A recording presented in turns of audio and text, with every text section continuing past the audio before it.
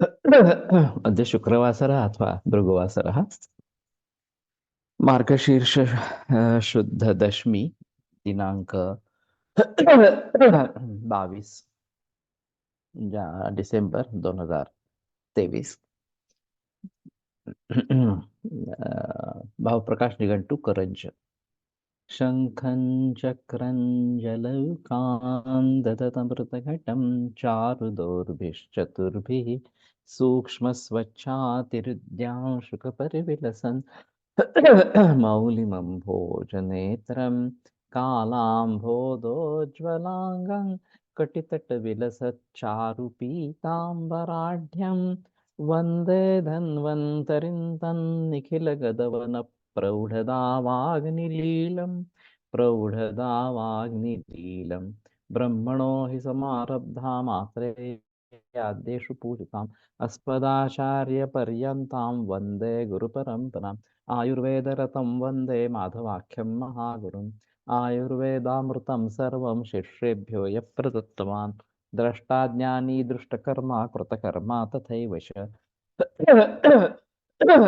अध्यापको भिषक्श्रेष्ठो महान् संशोधकस्तथा गुणैरेतैः समुदितैः यत्कार्यं प्रतनोति सः समृद्ध्यर्थं हि कार्यस्य वयं नु प्रयतामहे सरस्वत्यै नमो यस्याः प्रसादात् पुण्यकर्मभिः बुद्धिदर्पणसङ्क्रान्तः जगदध्यक्षमीक्षते आत्रेयं प्रथमं वन्दे आयुर्वेदजगद्गुरुम् आयुर्वेदामृतं सर्वं गृहीत्वा हि सुरेश्वरात् अग्निवेशादिकेभ्यो यत् प्रयच्छत् मुनिसत्तमः प्रथमं तन्त्रकर्तारम् अग्निवेशं नमाम्यहम्।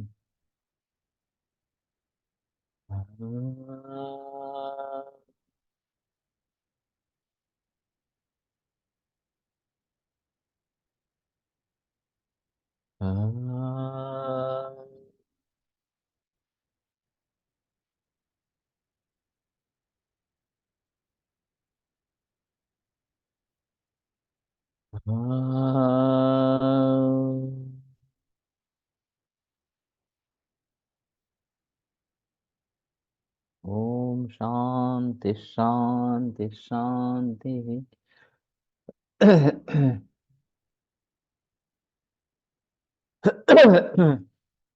करंजः करंजाः नक्तमाला चिलबिल्वश्च प्रकीर्यः पूतिकरंजश्च हिंदीभाषायां कंज करंज इति ख्यातः।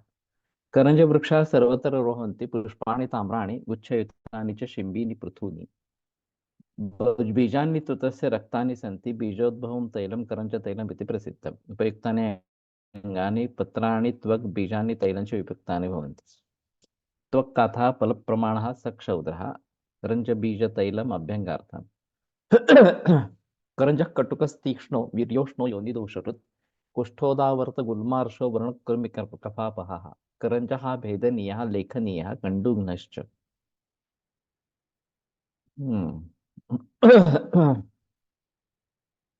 करञ्जः कटुकः तस्य विपाकः कटुः वीर्यं च उष्णं करञ्जः कटुत्वात् तीक्ष्णत्वात् उष्णत्वाच्च कफं हन्ति कफजे वातजे च कुष्ठे करञ्जः प्रशस्तः करञ्जस्त्वग्लेपः पामां कण्डुं विचर्चिकां दद्रुञ्च नाशयति करञ्जबीजतैलम् अभ्यङ्केन सर्वाणि कुष्ठानि जयति तथा च कुष्ठगतकृमीन् हन्ति। करंजेल कापूर करके एक कॉम्बिनेशन ग्रीन फार्मेसी का आता है, वैसे घर पे भी बना सकते हैं।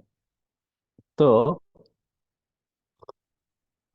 करंज तेल में थोड़ा कापूर डालने का और फिर ऊपर से लगाना, तो कापूर के वजह से अच्छा गंध आता है और ये अच्छा काम करता है। करंज भी यहाँ कुष्ठगतं कंडुं क्लेदन च करंजा नाशयति, लेकिन एक कफ प्रधान अवस्था में भी देना है, ये बात ध्यान में रखनी है।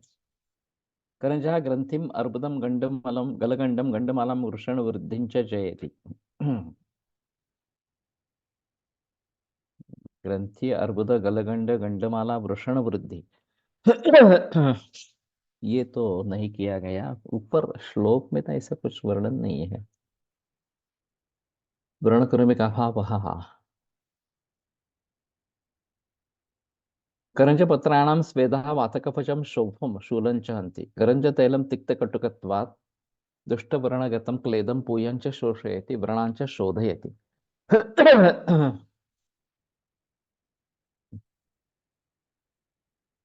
मुखस्य च शुद्ध्यर्थं करञ्जकाष्ठेन दन्तधावनं हितं तेन दन्तमूलानां पवनं भवति। और अर्कन्यग्रोध खदिर करंज ककुभाधिकम, ये वाग्भट में लिखा है। तो दंत धावन के लिए करंज प्रशस्त इस प्रकार का है। करंज पल्लवम उदावर्तं गुल्मम अर्शांसि च नाशयति। कठोरसत्वात् स भेदयति लेखयति च। करंज पल्लवानि घृते तैले च भृष्टानि वातम अनुलोमनयन्ति। वातस्य अनुलोमनेन गुल्मादयः आशुशमं यान्ति। करञ्जस्य त्वक्कल्कः इङ्गुसैन्धवसौवर्चलयुतः वातम् अनुलोमयति वातज शूलं चाशु प्रशामयति। हाँ,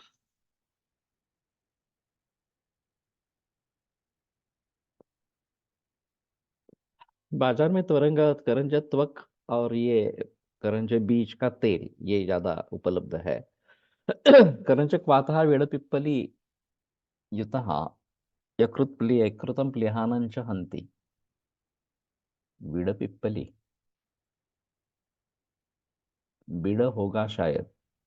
करंजः लेखयति लेखनत्वेन वृद्धेः ह्रासो भवति।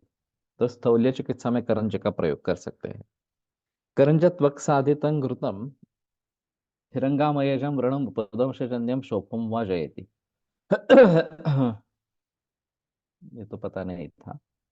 अभी तो ये दिखाई नहीं देते, अभी एड्स का मामला है। लेकिन पुराने जमाने में रेड लाइट एरिया में जिनकी प्रैक्टिस होती थी उनके लिए ये काफी मरीज होते थे, उपदंश और फिरंग इस प्रकार के, गनोरिया सिफिलिस इस प्रकार से। और फिर ये घृत इस प्रकार से उपदंशजन्य शोफ या व्रण, फिरंगामय व्रण इनको जीत लेता है। कफज शिरशूले करंज बीजस्य नस्यम प्रशस्त। ये भी थोड़ा अजीब है।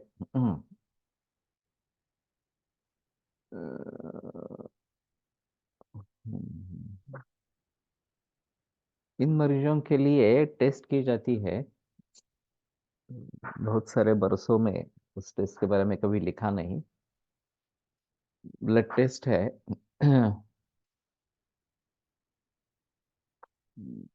किसी को याद है? विडिया, तो ये फिरंगा और उपदंश के निदान के लिए अच्छी है।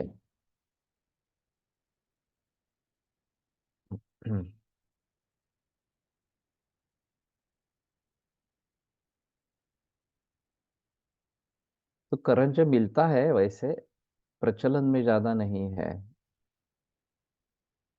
ये ग्रंथि अर्बुद वगैरह में स्टडी प्रोफाइल में सब आ जाता। Blood swab test, study profile.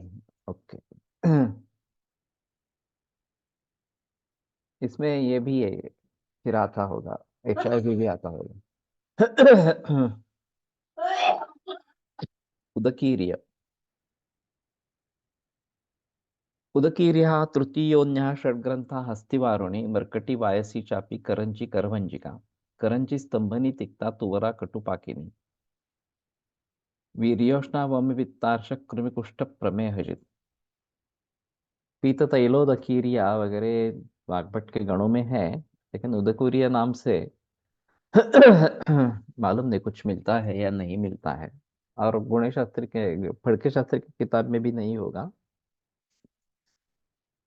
मरकटी YC चापी करंजी करभंजिका, करभंजिका नाम से नो। स्तंभनी तिक्ता तुवरी कटुपाकिनी, नॉट देयर। ओके। तो तिक्त त्वर कटु विपाक वीर्य उष्ण वमि पित्त अर्श। पित्तर्श में कहा तिक्त त्वर होने के शायद कृमि कुष्ठ प्रमेय है जी। षड्ग्रंथ वचा का पर्याय है, लेकिन ये षड्ग्रंथ तो नहीं है, वचा तो नहीं है। गुंजा। श्वेता रक्तोच्चटा प्रोक्ता कृष्णला चापि सा स्मृता रक्ता सा काकचिंची स्यात् काकानंती च रक्तिका काकादनी काकपीलु सा स्मृता काकवल्लरी। गुंजाद्वयं तु केश्यं स्यात् वातपित्तज्वरापहम् मुखशोष भ्रमश्वास तृष्णाबद विनाशनम् नेत्रामयहरं वृष्यं बल्यं कंडुं व्रणं जयेत् हरेत् कृमीन्द्रलुप्तकुष्ठानि रक्ता च धवलापि च। करंज में कृमि व्रण कृमि कुष्ठ ऐसा बार श्लोक में आया है। हाँ, कृमि व्रण और कृमि कुष्ठ दोनों में करंज अच्छा काम करता है। वैसे करंज तेल का मैं प्रयोग करता रहता हूँ। ये करंज कर्पूर कर्पूर आदि इस प्रकार का जो है इस तेल का ज्यादा प्रयोग करता हूँ। तो ये गुंजा के गुणधर्म काफी अच्छे हैं। नेत्रामयहर वृषबल्य कंडू कृमि इंद्रलुप्त कुष्ठ केश्य वातपित्त ज्वरापह मुखशोष भ्रमश्वास तृष्णामद विनाशन। तो शायद गुंजा के बारे में थोड़ा देखना पड़ेगा। और इसकी खासियत यह है कि बीजों का वजन एक जैसा होता है, इसीलिए पुराने जमाने में ये सोने के तुला के लिए उसके साथ इसका कंपैरिजन करते थे ताकि सही मात्रा सोने की डाली जाए। तो ये खासियत है कि ये गुंजा वजन एक जैसा इस प्रकार का होता है। अभी तो इलेक्ट्रॉनिक बैलेंसेस उपलब्ध है। इसमें तो द्रव्य गुण किताब में होगी कि गुंजा नंबर पता है किसी को? गुरुची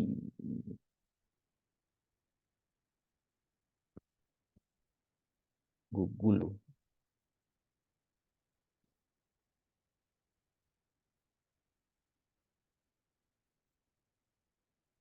गांगेरू की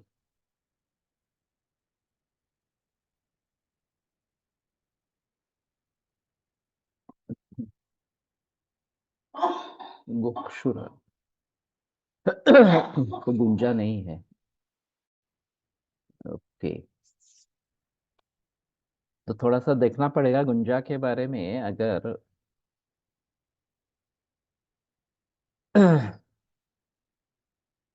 लेकिन इसको मैंने जो सुना था ये जहरीली है, ऐसा तो कुछ नहीं दिख रहा है यहाँ पे।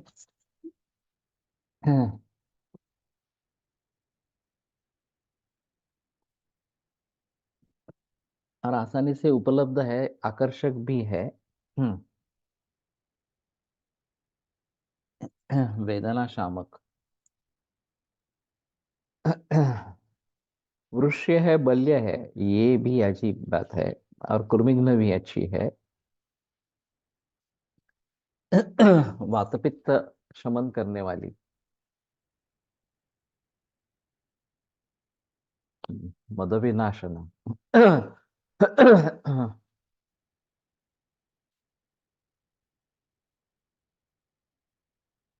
नीलिभृंग्यादी तेलात आहे पण ऑन अप्लिकेशन रॅशेस कंडू। ओके। लेपिन व्रणशोथ गुंजा उपविश या। तो उसकी शुद्धि किसमें है? और नीली भृंगादि तेल में है। ठीक है। तो थोड़ा केश्य के हिसाब से प्रचलन में है, बाकी कुछ योग है ऐसा तो पता नहीं चला। और उपविषय है तो ठीक है, मैंने जो सुना था कि ये जहरीली है। कपिकच्छु। कपिकच्छुरात्मगुप्ता वृषा प्रोक्ता च मर्कटी। नीलभृंगादि प्रॉपरली प्रिपेयर्ड हो तो नहीं होते रैशेस। गुंजादि तेल आता नागार्जुन का इंद्रलुप्त हर म्हणून उपयोग लेप उगाळून ओके। तो ये बात ठीक है कि ऊपर से तो लेप लगा सकते हैं, लेकिन उपविष्ट है तो शुद्धि के लिए मेरे ख्याल में दूध में पाचन करना इस प्रकार का है। अच्छा, गुंजादी तेल।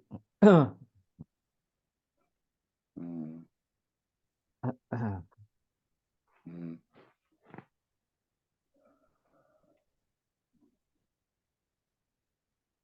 तो दिखने में आकर्षक है, ये शायद कीटों को भी आकर्षित करती होगी। अभी खेती में ट्रैप इस प्रकार के लगाते हैं, जैसे झंडू है, कृष्ण कमल है, या और कुछ जिसके फूल अच्छे हैं,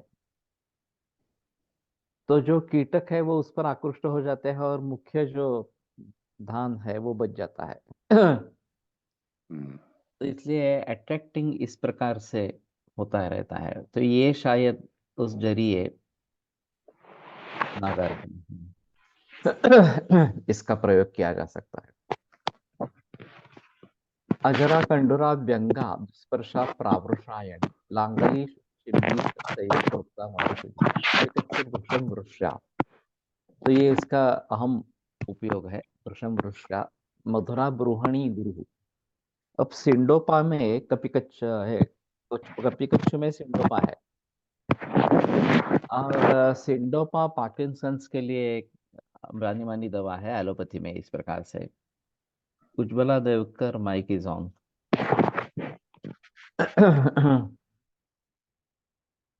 तो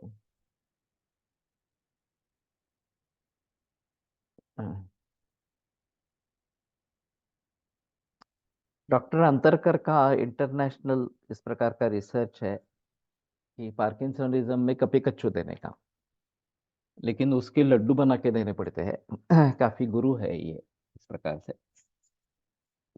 तो अग्नि देखना चाहिए।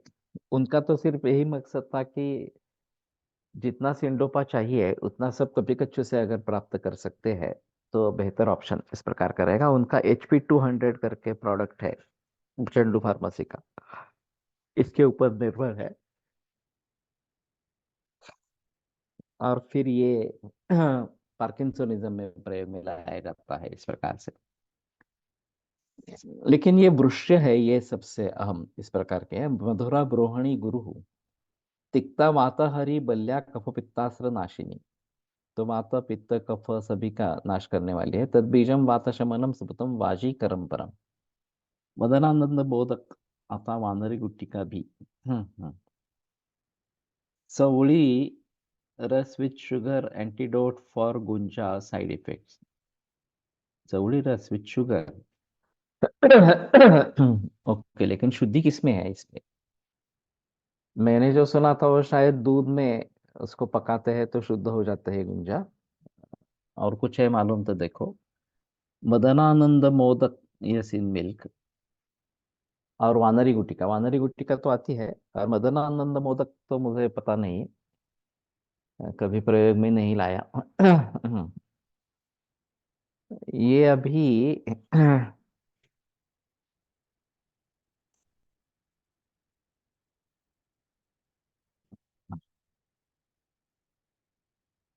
महाकामेश्वर मोदक ये आता है, तो उसमें भी कभी कच्चू बड़ी मात्रा में है। वैद्य रत्नम का आता मदनानंद मोदक। PDF पेज नंबर 375, पढ़ के बुक पेज नंबर।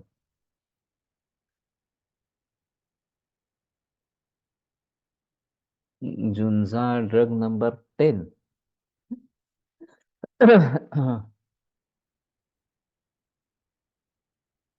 357। तो वहां पे गुंजा है, उपविश्व में शायद आई होगी। 24। बदन मोदक, नॉट बदनानंद। ओके, इन उपविश्य या। तो ये काफी महत्वपूर्ण मेडिसिन है कपिकच्छु। और भली भांति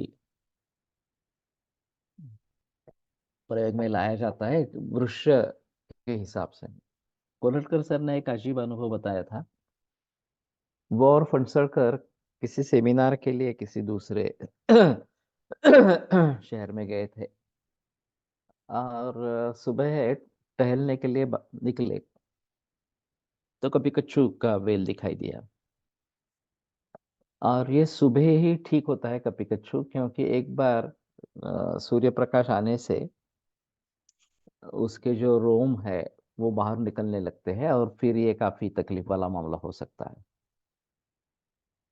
तो फणसलकर ने जाकर उसको सूंघा, और फिर कोल्हटकर सर से कहा कि तुम भी सूंघो। तो सूंघने पर बिल्कुल शुक्र जैसा गंध आता है। तो ये अजीब बात है। ऐसे परसों हमारे खेत में हमें कभी कच्ची मिली, लेकिन वो तो पूरी सूख गई थी, तो ताजी वनस्पति नहीं थी, लेकिन कभी कच्चू है, तो अब शायद वर्षा ऋतु में मिल सकेगा इस प्रकार से। तो ये उसका जो गंध फणसलकर ने बताया, वो एक बार चवळी पालेभाजी। Okay.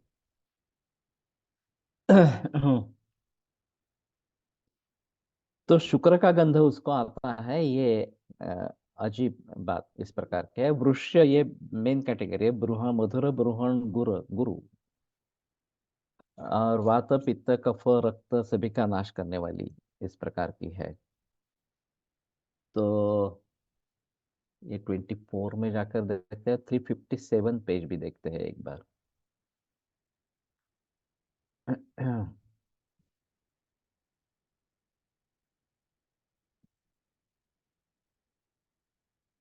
Sir, PDF page number आहे ते 375 आहे आणि फडके बुक शास्त्रीचं बुक आहे ते 357 आहे. सगळे ड्रग संपल्यानंतर विषय प्रकरण चालू होतं. उपविषय ये याचं सेटिंगचं काय करायचं? मला आवाज याच्यात अजिबातच ऐकू येत नाही. हेमवती बच्चा, ये पता नहीं चल रहा। विषय उपविषय में है।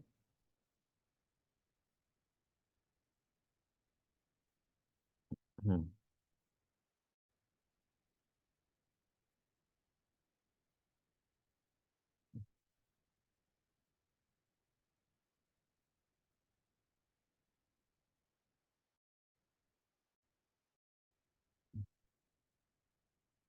गुंजा, हाँ।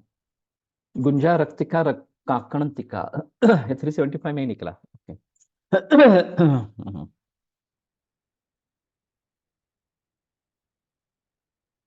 रक्ता श्वेता च तस्य मलानि पत्राणि बीजानि च उपयुक्तानि भवन्ति। मलानि कांचिकेन संस्मिन्ना यामतः शुद्धि मायाति। तो कांची में बताया है। गुंजा लघु हिमा रूक्षा भेदिनी श्वासका सजित कोष्णा वृष्या पुष्टकंडु श्लेष्म पित्त व्रणापहा। ये योगरत्न कर्म है।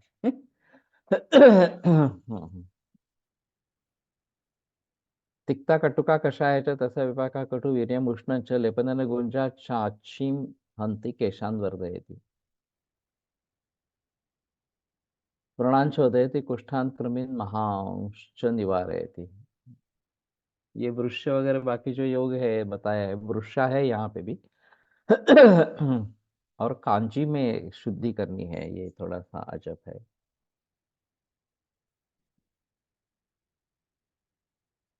तांदड़ी नहीं, तंडुली का। ओके। चाची ये चाचा होगा शायद, इंद्रलुप्त का पर्याय शब्द है।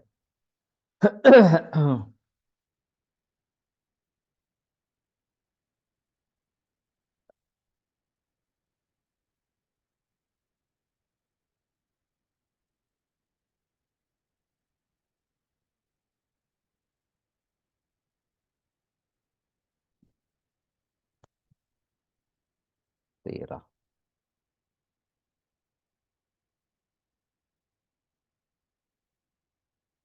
ऑलिगोस्पर्मियासाठी महाकामेश्वर, मदनानंद मोदक, वानरी गोटे यापैकी काही वापरू शकतो का? जरूर कर सकते हैं, उसमें कोई संदेह की बात नहीं है। कौचा पाक भी आता है। वो भी अच्छा है। ऑलिगोस्पर्मिया, अजोस्पर्मिया। अजोस्पर्मिया के बारे में बोलना जरा मुश्किल है, क्योंकि मेरे पिकच्चू आ गया। कुछ मरीज ऐसे मिलते हैं कि जिनमें जीरो काउंट से कुछ काउंट आ जाता है, चाहे 4-5 मिलियन इस प्रकार का होगा,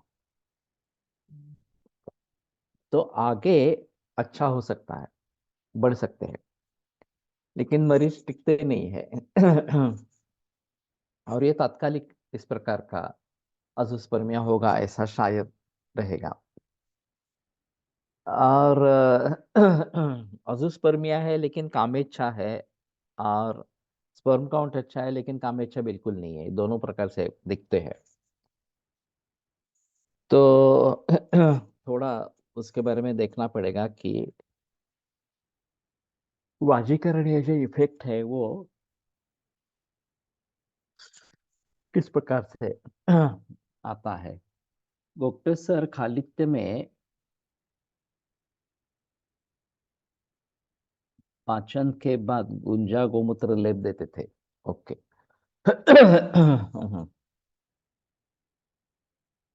ये जो मॉर्फिन वाली कंपनी है ना, वही ये भी बनाती है, महाकामेश्वर।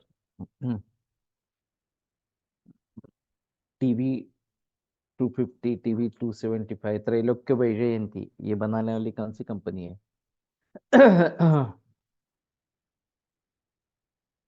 तो वो महाकामेश्वर मोदक भी बनाती है।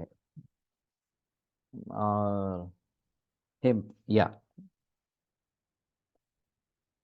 तो उसका प्रयोग हो सकता है। कपिकच्चुलता क्षेत्रे पिलक्राफ्ट, पुणे। हम्म। सर्वत्र रोहति अस्याः अङ्गुलवत् दीर्घाः शूकयुताः शिम्ब्यः सन्ति। शिम्ब्यां कठिनानि बीजानि सन्ति। शूक संयोगात् त्वचि कंडुः दाहश्च जायते। तो ये शूक संयोग से त्वचा में दाह, कंडू निर्माण होता है, और इसके लिए लेखन करना यही आवश्यक होता है।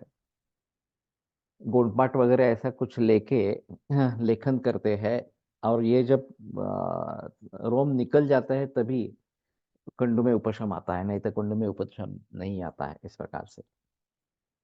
कपिकच्छु मूलम तथा कपिकच्छु बीजानि उपयुक्तानि भवन्ति। आत्मगुप्ता बीजचूर्णं चारमाश प्रमाणं सघृतं शक्षौद्रं च कवच बीजावलेहा। आत्मगुप्ता गुरुस्निग्धा मधुरा कफ शुक्रला। वृष्या बलप्रदा तन्यकरी संतर्पणी मता। ये स्वरचित नाम का इनका अलग है कुछ। कोविड वॅक्सिन नंतर च्या ऑलिगोस्पर्मियासाठी वापरता येईल का? जरूर प्रयोग कर सकते हो उसमें, ठीक है, लेकिन कोविड वैक्सीनेशन के बाद अवृषता आ गई है, ये भी एक ऑब्जर्वेशन फिर इसमें नोट करना पड़ेगा। और ये कपिकच्छु या इस प्रकार के वाजीकरण द्रव्यों का प्रयोग करना चाहिए। तो ऐसे यहाँ पे स्वरचित कौन से श्लोक आए हैं, ये थोड़ा देखना पड़ेगा। और उनको लिखने की जरूरत क्यों पड़ी, ये भी एक अलग बात है। संस्कृत श्लोक वैसे पहले से भी उपलब्ध है, वो उन्होंने दिया ही नहीं है।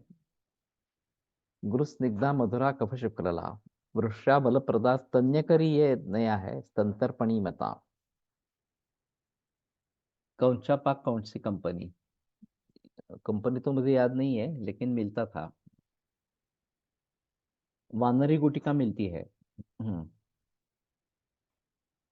कपिकच्छु त्याचा विकार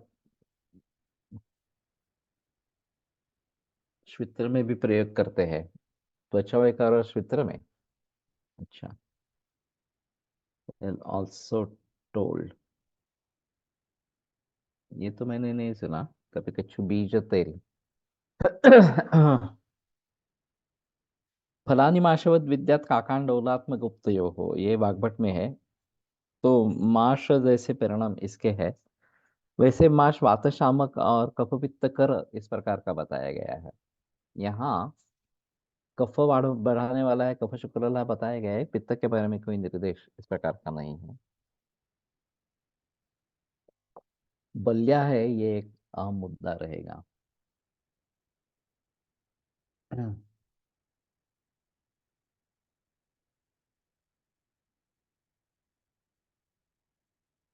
माश कपिकच्छु कल्प वानरी गुटिका, कपिकच्छु विथ तालीम खाना शुक्रवर्धक। ये वेणुमाधव शास्त्री जोशी एक शुक्रवर्धक योग बनाते थे, सभी वाशीकरण द्रव्यों को इकट्ठा करते थे, शतावरी, गोक्षुर, अमलकी से लेकर सभी वाशीकरण जो है वो उनका इकट्ठा करते थे। इसमें कपिकच्छु भी होती थी। कपिकच्छु रोम मिलते हैं क्या? ऐसे तो नहीं मिलते, कलेक्ट करने पड़ते हैं। कपिकच्छु विथ तालीम खाना, ये रोम जो है वो गुड़ में अगर गोली बना के देते हैं या कैप्सूल में भर के देते हैं तो ये अच्छे कृमिनाशक है। मैंने ये प्रयोग किया था, लेकिन ये बहुत सावधानी से करना पड़ता है, हैंड ग्लोव्स डाल के करना पड़ता है, और फिर भी थोड़ा भी कहीं इधर उधर वो लग गया तो बहुत कंडू होती है, तो मैंने छोड़ दिया। लेकिन कृमि के हिसाब से ये कपिकच्छु के रोम जो है वो अच्छे काम में आ जाते हैं, इस प्रकार का है। आत्मगुप्ता मधुरा विपाके मधुरा वीर्येण उष्णा स्निग्धा सरा गुरुवी च सा कफम मूत्रम च वर्धयति वातं च शमयति। मूत्रम वर्धयति। अतीव शुक्रला वृश्याच आत्मगुप्ता बीजानां वाजीकरण उपयोगः प्रशस्ता। गोधूमान् सकपकच्छु बीजान् दुग्धे साधितान् हिमान् घृतमधियुतान् खादन् क्षीरम् अनुपिबेत् यहाँ स सर्वां रात्रिम् अस्मिन्नः अखिन्नः जागर्ति। तो गोधूम और कपिकच्छु बीज दुग्ध में पचन ठंडे करके घृत मधु युक्त करके खाना, और फिर दूध पीना। तो ये खीर, ये कुछ घना इस प्रकार का बनाना है। तन्यवर्धक बताया गया है यहाँ पे, तो ये थोड़ा ये उस हिसाब से भी देना जरूरी इस प्रकार का रहेगा। और अनु क्षीरम पिबेत, तो बाद में दूध पीना है इस प्रकार से। बाहेरच्या त्वचेला कंडू होतो मग अंतस्त्वचेला का नाही होत पोटात जाऊन? ये शायद कृमियों के लिए उद्वेजक हो जाता है। जो इस प्रकार से देते हैं तो कृमियों के लिए उद्वेजक हो जाता है और कृमि निकल जाते हैं, लेकिन अंतस्त्वचा में नहीं होता है ये। बात सही है, इस प्रकार से हमारे त्वचा को कुछ नहीं होता है। आत्मगुप्ता मूल चूर्णम घृतमधु शर्करा एतम स्त्रीषु हर्षम जनयति। तो मूल का तो ज्यादा प्रयोग नहीं है, बीज आसानी से उपलब्ध है।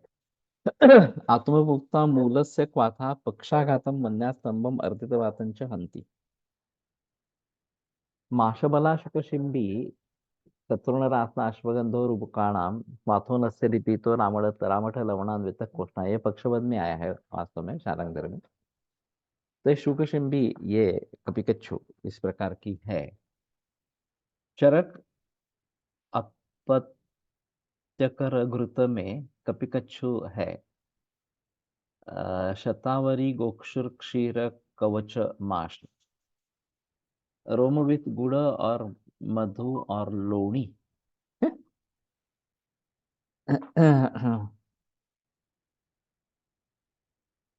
गुड़ में देने का प्रघात है, लेकिन ये तो मालूम नहीं। हाँ, इसमें चरक में दो प्रकार के योग पाए जाते हैं। एक अपत्य संतानकर इस प्रकार का जो महत्व है, तो अपत्यार्थी प्रयोजित वगैरह वगैरह इस प्रकार के कुछ लोग आते हैं। और कुछ लोगों में केवल ये रति क्रीड़ा बढ़ाने के लिए, कामसुख बढ़ाने के लिए, सद्य संहर्षण इस प्रकार के कपिकच्छु का प्रयोग आता है। तो ये भी बात ध्यान में रखनी है कि किस चीज के लिए प्रयोग कर रहे हैं। वैसे बैद्यनाथ की बीटा एक्स दवा काफी फेमस है, और उसका एक कारखाना केवल उस विटाएक्स पर चलता है। तो काफी मात्रा में लोग लेते रहते हैं और ऐसे ही अखबारों में वगैरह विज्ञापन आता रहता है। इस प्रकार से विटाएक्स गोल्ड, इस प्रकार से इसमें सुवर्ण भी है इस प्रकार से। लेकिन ये अपत्य करघृत इस प्रकार का जो है वो, अगर हमें इसका प्रयोग करना है तो अच्छा इस प्रकार का रहेगा।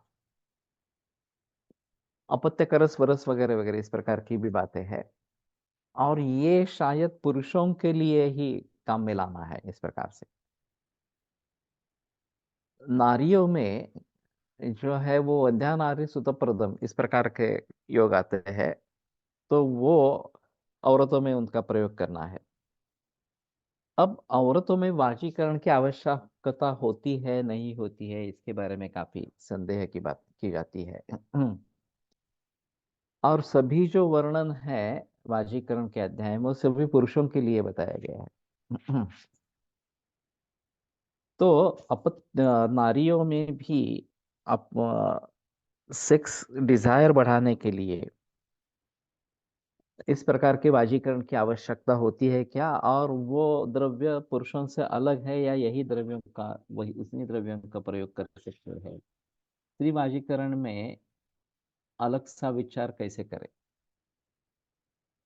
एक तो बात ऐसी है कि पुरुषों के लिए जैसे स्त्री वाजीकरण है उसी प्रकार से स्त्रियों के लिए भी पुरुष वाजीकरण इस प्रकार का रहेगा, अग्रिय इस प्रकार का रहेगा। तो जिसके प्रति उसके मन में अनुराग है, अनुरक्तता है, वो उसके लिए वाजीकरण इस प्रकार का हो जाएगा। ये एक जनरल मुद्दा इस प्रकार से होगा।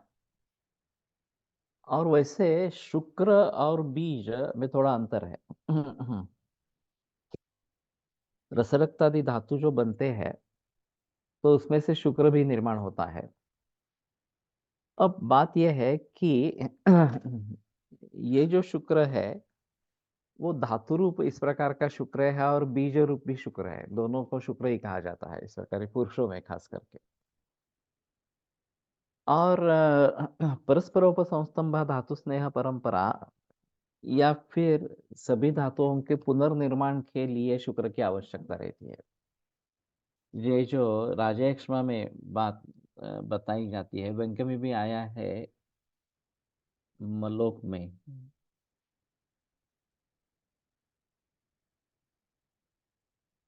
In if sankalpana is vrishya, then vajikara aushadhi will be acting on sankalpa also. Thus, स्त्री also needs vajikara. नारीणाम रसज्ञत्वात् ये एक कारण बताया गया है विवाह अच्छा न होने के लिए। या शिक्षिता वश्या ये भी विशेषण दिए गए हैं। तो शिक्षिता ये जो बात कही गई है वो पति का अनुरंजन करने के लिए वो उसको सिखाया गया है, इस प्रकार से बात कही जाती है। तो अभी प्री मैरिज काउंसलिंग ये एक बात प्रचलन में आ गई है। और स्पेल इन अंगमर्द हेडेक एंड नेत्रशूल ड्यू टू शुक्रक्षय। संकल्प वाजीकरण है उसमें संदेह की बात नहीं है, और वो केवल पुरुषों का संकल्प इस प्रकार का नहीं, स्त्रियों का भी संकल्प इसमें होगा, ये बात सही इस प्रकार की है। लेकिन मेरे कहने का तात्पर्य अर्थ ये है कि रस से लेकर शुक्र तक जो परिक्रमण होता रहता है उसके आधार पर शुक्र में सभी धातुओं के अंश आ जाते हैं, और फिर क्षीणे रेतस्य अनंतराः क्षीयन्ते धातवः सर्वे ततः शुष्यति मानवः, ये जो राजयक्ष्मा प्रतिलोम राजयक्ष्मा की संप्राप्ति बताई जाती है। प्रतिकपिकच्छु जो शुक शिंबी कहते हैं। केवल शुक नहीं कहते, शुक शिंबी इस प्रकार से कहते हैं। ये शायद मालूम नहीं शुक से कोई संबंध है क्या, पोपट से उनको ये पसंद है ज्यादा वगैरह इस प्रकार का कुछ संबंध है क्या, शिंबी को खाते हैं इस प्रकार के। 64 कलामध्ये कामसूत्रशास्त्र नॉलेज इंक्लूडेड। हाँ तो खास करके ये ट्रेनिंग देना, शिक्षिता, ये जो बात कही गई है, और ये केवल नारियों के लिए ही क्यों, पुरुषों के लिए भी होना जरूरी इस प्रकार का रहेगा। और अभी इसके बारे में सजग बनाना ये थोड़ा सा आवश्यक इस प्रकार का रहेगा। शुक रोग म्हणजे शुक दोष, ये जो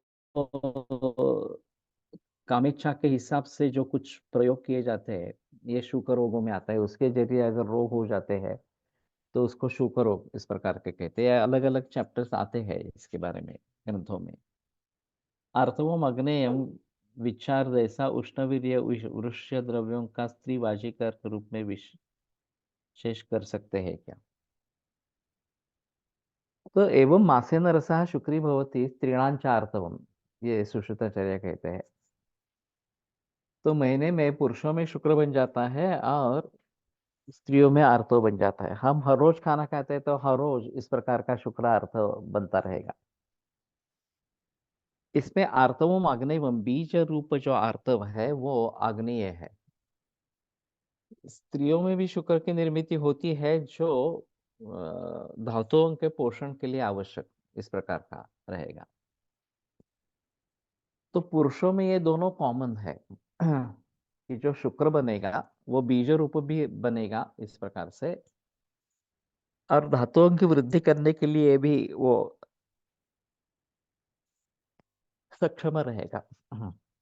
और औरतों में दो प्रकार का रहेगा, एक नॉर्मल शुक्र जो धातुओं की पुष्टि के लिए आवश्यक है, और बीज रूप शुक्र जो संतान बनाने में आवश्यक इस प्रकार का है। और ये ऋतुकाल में निर्माण होता रहता है। ऋतुस्तु द्वादश निशा पूर्वास्तिस्रश्च निंदिता वगैरह वगैरह, तो ऋतुकाल के बारे में काफी बहस अलग अलग इस प्रकार की है। तो उसमें ये बीज निर्माण होना आरंभ होता है पहले ही दिन से, रजत प्रवृत्ति जब शुरू होते हैं उसी दिन से ये ऋतुकाल कहा गया है। लेकिन पूर्वास्तिस्रश्च निंदिता, पहली 3 रात्रि जो है वो निषिद्ध है समागम के लिए। लेकिन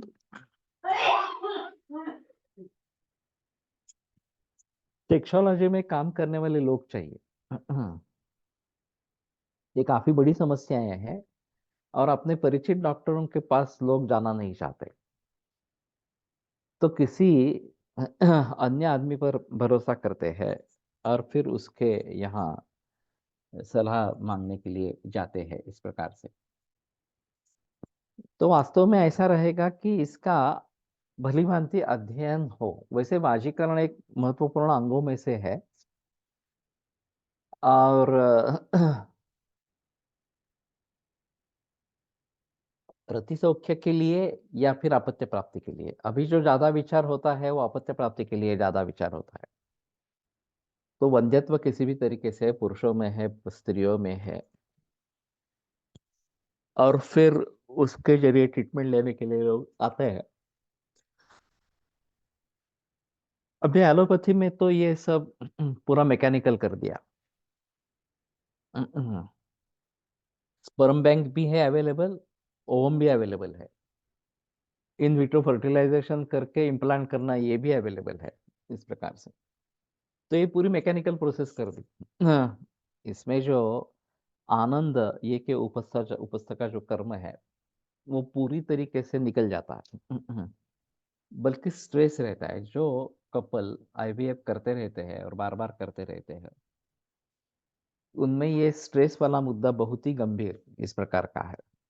और फिर आनंद में इसकी निर्मित नहीं हुई अपत्य की, तो ये काफी मुश्किल मामला इस प्रकार का हो सकता है। और अगर ये फेलियर हो जाता है बीएफ, तो और भी मुश्किल मामला हो जाता है, क्योंकि इससे सीधा हार्मोनल इम्बैलेंस कई बरसों तक चला रहता है। तो मुझे लगता है कि इसके बारे में सोचना जरूरी होगा। इसमें आयुर्वेदिक सेक्सोलॉजिस्ट निर्माण होना, ये अभी शशांक सामक वगैरह इस प्रकार से 40 नंतरचे काम जीवन वगैरह वगैरह इस प्रकार से प्रयोग करते रहते हैं। मालूम नहीं कितने लोग जाते हैं, मैं भी एक बार सुनना चाहता हूँ कि क्या बताते हैं। वो तो एलोपैथी के डॉक्टर है इस प्रकार से। जीवन मोहाड़ीकर और लीना मोहाड़ीकर ये आयुर्वेद वाले हैं और सेक्सोलॉजी की प्रैक्टिस करते थे। अभी मालूम नहीं ये, लेकिन सर कितने लंबे समय तक देना योग्य रहेगा, क्योंकि जिम करने वाले 20-25 साल के ऐसे बहुत लोग हैं जो अश्वगंधा और कपिकच्छू ले जाते हैं। वैसे इसमें दो प्रकार के मत प्रवाह है। वेणुमाधव शास्त्री जोशी जी का कहना था कि 35 के बाद लिबिडो इस प्रकार का हो जाता है, काम इच्छा कम हो जाती है, और फिर वाजीकरण द्रव्यों का सेवन करना चाहिए। वो तो कहते थे कि वृक्षवटी सभी को देनी चाहिए इस प्रकार से। वात्स्यायन काम सूत्र में बहुत से प्रैक्टिकल सवालों के सवालों के जवाब मिल सकते हैं। मेरे मन में है पढ़ने का, लेकिन मैंने पढ़ा नहीं है। किसी ने पढ़ा है क्या? तुमने पढ़ा है क्या वात्स्यायन काम सूत्र? तो किसी ने अगर पढ़ा हो तो बता दे, लेकिन मैं सोच रहा हूँ कि पढ़ना है एक बार इस प्रकार से, लेकिन हुआ नहीं है आज तक इस प्रकार से, नहीं अभी तक। ओके। और मूल संस्कृत ग्रंथों को पढ़ेंगे, वो ज्यादा बेहतर इस प्रकार का रहेगा, चाहे टीकाएं या कुछ भाषांतर वगैरह इस प्रकार का उपलब्ध हो तो अच्छी बात इस प्रकार की रहेगी। तो कहने का तात्पर्य अर्थ ये है, हाँ, ये ओवरलुक किया है। हाँ, लेकिन पढ़ना जरूरी, जैसे मानसोल्लास भी पढ़ना है मुझे, वो तो छोटी किताब है बहुत।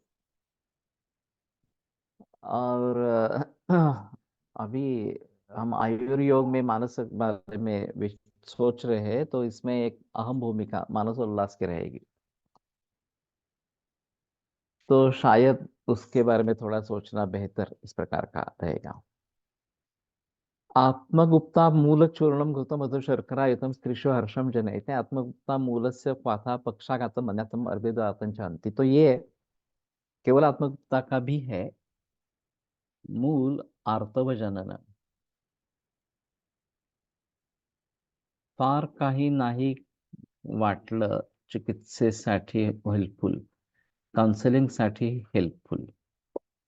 तो तुमने पढ़ा है अगर तो अच्छी बात है। मानसोल्लास लेखक गुलाबराव महाराज करके है, और ये जन्म से अंध थे, और फिर भी उनका बहुत सारे शास्त्रों में बहुत अच्छा ज्ञान इस प्रकार का था। मनकर्णिका की ये किताब अवेलेबल है, मानसोल्लास। और मैं चाहता हूँ कि इसको आयुर्योग के हिसाब से तो पढ़ना ही है, लेकिन मानस आयुर्वेद के हिसाब से भी male female types etcetera to काम आर डिस्क्राइब्ड। ओके।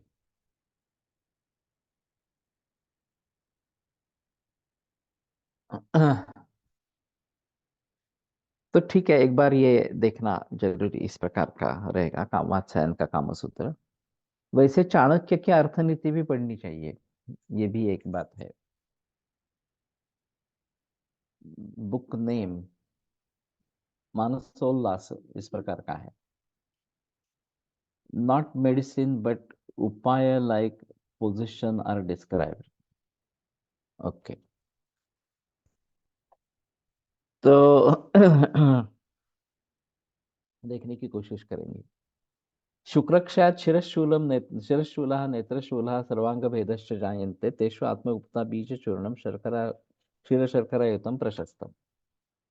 शुक्रक्षय के मरीज एक अलग होते हैं, हस्तमैथुन की जिनको बहुत ज्यादा आदत होती है, उनकी मानसिक स्थिति बुरी बिगड़ जाती है, खुदकुशी तक लोग पहुंच जाते हैं इस प्रकार से। Yes, Chanakya book will be interesting. ये इसका मराठी भाषांतर उपलब्ध है, लेकिन मैं सोचता हूँ मूल संस्कृति पढ़े, वो ज्यादा बेहतर इस प्रकार का रहेगा। चाणक्य की अर्थनीति जो है उसमें आर्यों का भोजन, ये भी एक बात बताई है। और चावल से चौथा ही मूंग की दाल, उसका चौथा हिस्सा घी और उसका चौथा हिस्सा नमक, इस प्रकार का बताया है कुछ। ये नॉर्मल भोजन इस प्रकार का है। कल ही मैंने मनकर्णिका में उपलब्ध किताबों की लिस्ट मंगवाई है, जेएसवीसी पर फॉरवर्ड करता हूँ, अध्ययन करने वाले को हेल्पफुल होगी। हम्म। उनकी सृजन चिकित्सा एक व्हाट्सएप है, और इसमें ये बीच बीच में आते रहते हैं किताबें इस प्रकार से। लेकिन मैं जो बात कर रहा था, अपत्यकर घृत चरक संदर्भ वाजीकरण अध्याय में है। हम्म। दूसरा जो अध्याय है चिकित्सा स्थान का, तपिकिच्छ ऑल्सो रिड्यूसेस रक्तस्राव। हम्म। आजकल हस्तमैथुन का प्रचलन स्त्री रुग्ण में भी बहुत मिलने लगा है, किंतु महिला वैद्य होने के बाद ही इस टॉपिक पर प्रश्न कर सकते। ये जो शादी का उम्र बहुत आगे चला गया। पंचविंशे ततो वर्षे पुमान् नारी तो षोडशे, अथवा विंशति वर्ष का पुरुष और 16 बरस की नारी, ये जो आइडियल एज बताया था, उससे हम काफी आगे निकल चुके हैं। और औरतों की शादी भी 25 से बात होती है, पुरुषों की तो 30 के बात होती है इस प्रकार से। और फिर एक कामेच्छा बढ़ती रहती है, क्योंकि हाँ, ओपन एजुकेशन सिस्टम इस प्रकार के है, स्त्री पुरुष दोनों साथ में पढ़ाई करते हैं, अपने घर से दूर भी रहते हैं पढ़ाई के लिए। तो ये सभी बातें इसमें होती रहती है इस प्रकार से।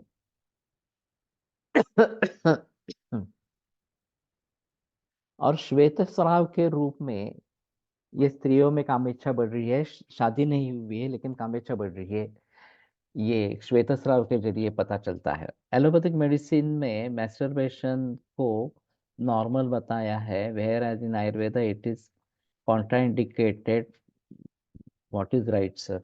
हमारा ही योग्य है। इसमें बात यह है कि चार जो आश्रम है, ब्रह्मचर्य आश्रम, गृहस्थाश्रम, वानप्रस्थाश्रम और संन्यासाश्रम, तो ये शुरू का जो आश्रम है ब्रह्मचर्य आश्रम है। और इसीलिए पुराने जमाने में लड़कियां घर पे ही होती थी और लड़के बाहर निकल जाते थे गुरुगृह में रहने के लिए, और फिर 12 बरस अध्ययन करके वापस आ जाते थे। तो ये 12 बरस का अध्ययन उनके लिए पर्याप्त होता था उपजीविका के लिए। और फिर वो अपने उपजीविका शुरू करते, और फिर 20 से 25 के बीच शादी हो जाती। और दोनों में अंतर 8-9 बरस का तो पुराने जमाने में रहता ही था इस प्रकार से। और लड़कियों की शादी राजस्थान वगैरह में बहुत जल्दी हो जाती है, 11 बरस में। वैसे हमारे यहाँ भी 8-9 बरस से लेकर शादी होती थी, और ससुराल में जाने के 2-3 बरस के बाद रज प्रवृत्ति शुरू होती थी। ये भी बात देखी गई है इस प्रकार के। मॉडर्न साइंस में किसी भी इन्वेस्टिगेशन में मैस्टरबेशन रिलेटेड चेंजेस नहीं आते, इसलिए वो उसे हार्मफुल नहीं मानते। मॉडर्न इन्वेस्टिगेशन की हिस्ट्री सीन है, तो इसलिए वो गलत है। इंटरनेट पर इसलिए मैस्टरबेशन के विरोध में कोई आर्टिकल नहीं मिलता।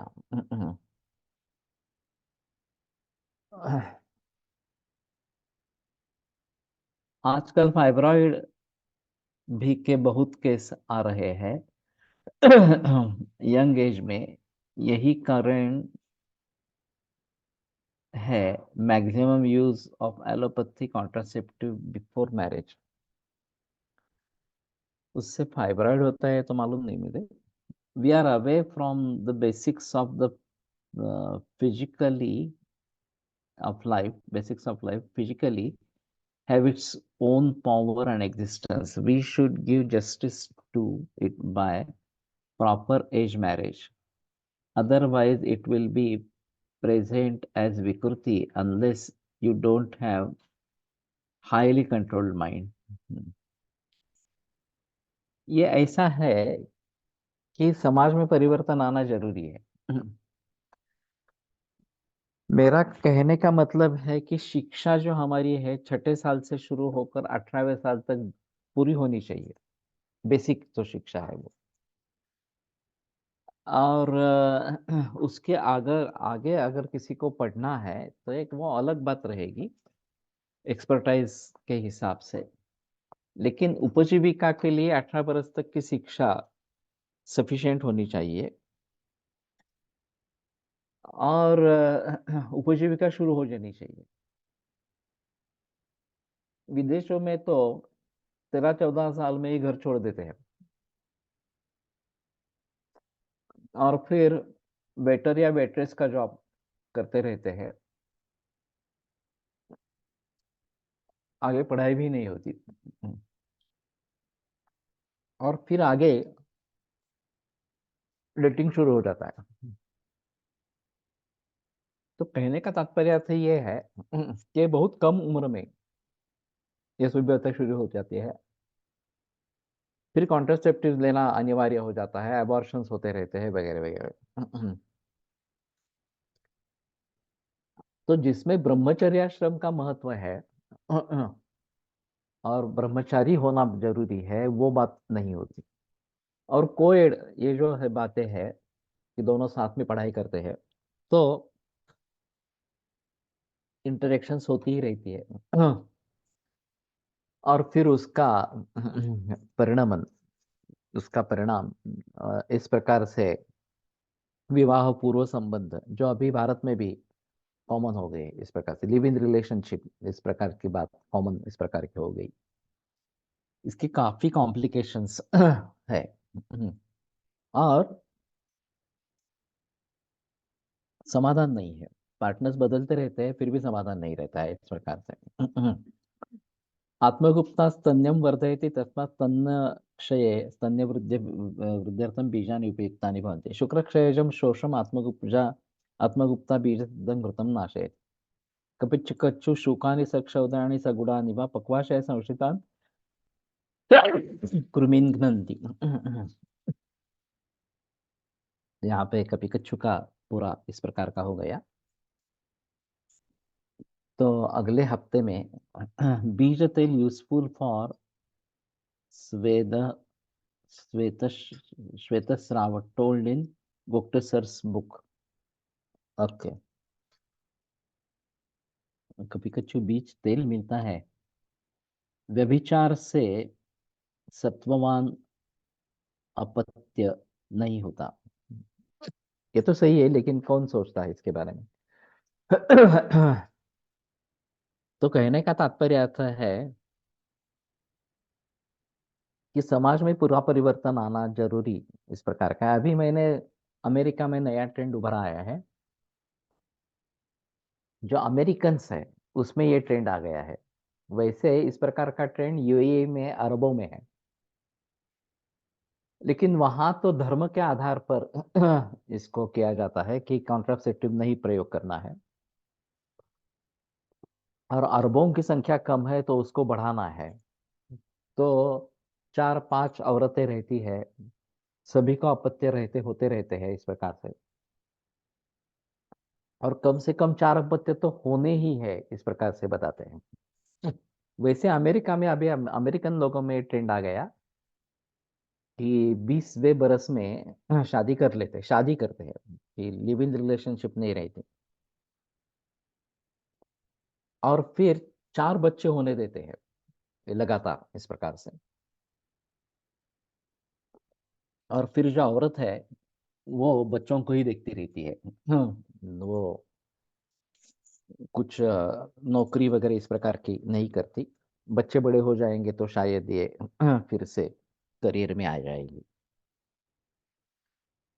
और ये एक अलग ग्रुप बना है इनका, इस प्रकार के लोगों का, जो शादी करके बच्चे पैदा करना चाहते हैं और फिर उनका पालन पोषण करना चाहते हैं। तो ये परिवर्तन क्यों आ गया? तो फिर से लोग, वहाँ के लोग फैमिली सिस्टम की तरफ मुड़ रहे हैं। ये एक अहम मुद्दा है, फैमिली सिस्टम इस प्रकार का। और हमारे लोग फैमिली सिस्टम से दूर जा रहे हैं। ये वास्तव इस प्रकार का है। तो रिफॉर्म्स होने चाहिए, और इसके लिए काफ़ी महत्वपूर्ण इस प्रकार का रहेगा। मेरे किताब में इसके बारे में काफ़ी बहस होगी। आयुर्वेद प्रकांडो निगदित इह हि शल्यतंत्र प्रधानः शिष्येभ्यः शाश्वतोऽयं निखिलजनकृपा व्याप्तचित्तेन येन आयुर्वेदस्य वाञ्छन् पुनरपि भुवने ताञ्च सुष्ठु प्रतिष्ठां श्रेष्ठं धन्वन्तरिं तं प्रणमति च सदा वैद्यवर्गो हि नूनम् वैद्यवर्गो हि नूनम्।